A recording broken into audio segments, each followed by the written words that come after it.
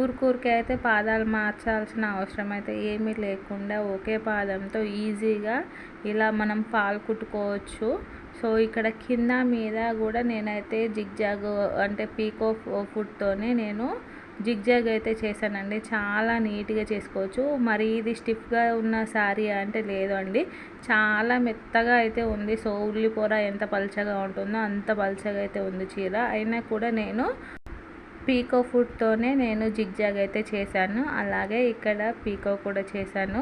ఎంత సన్నగా అంటే అంత సన్నగా అయితే చేసుకోవచ్చు అండి, అది మనం చేసే పద్ధతిని బట్టి అయితే ఉంటుంది.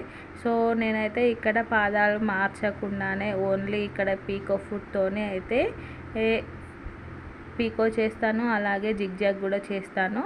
సో దానికంటే జిగ్జాగ్ ఫుట్ కంటే పీకో ఫుట్తోనే ఇంకా నీట్గా అయితే వస్తుంది. ఫుల్ వీడియో అయితే నా ఛానల్లో అప్లోడ్ చేస్తానండి, చాలా ఈజీ.